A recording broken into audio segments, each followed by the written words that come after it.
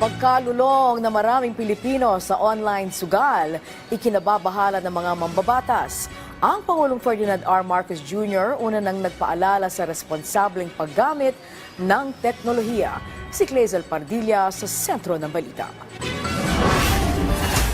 Hindi buo ang araw ng maintenance worker na si Val kapag hindi nakakapagsugal. Pero hindi madalas swerte kung gaano raw kabilis manalo ang pera mo, biglang naglalaho.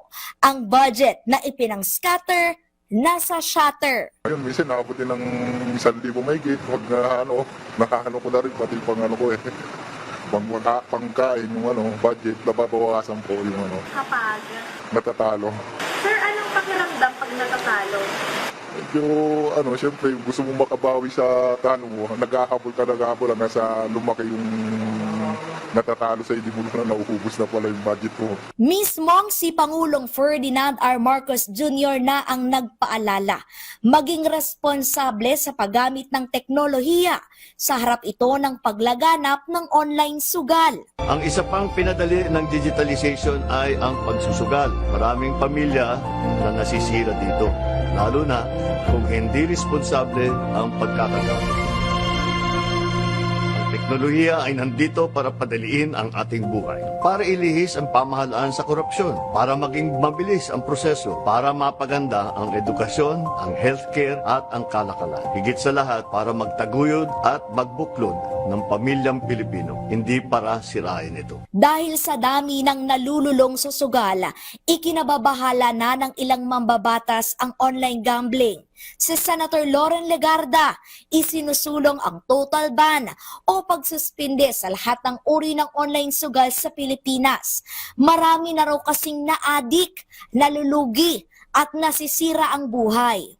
Ang mga kinakapos naman sa pera, sabi ni Senator Mig Zubiri, lalo pang nalulugmok sa hirap dahil sa pagsusugal. Nagdudulot daw ito ng pagkakabaon sa utang at krimen, kaya maituturing na national emergency. Una nang pinalaga ng Catholic Bishops' Conference of the Philippines ang online sugal.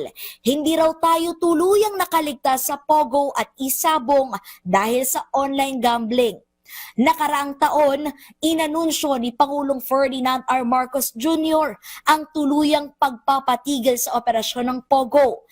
Tanong sa palasyo, ang hatol kaya sa online gaming tulad ng pagsusugal online, madidesisyonan at iaanunsyo sa sona ng Pangulo. We are still looking into it because we have to see all the ramifications that gaming of that method may be allowed to operate. Ayon sa PAGCOR, papalo sa 100 billion pesos ang kinikita ng gobyerno mula sa online gambling. Nasa 32,000 naman ng mga manggagawang nakasandal dito. Sa ngayon, isinusulong ng Bangko Sentral ng Pilipinas ang paghihigpit sa paggamit ng digital payment para sa pagsusugal online. Clazel Pardilla para sa Pambansang TV sa Bagong Pilipinas.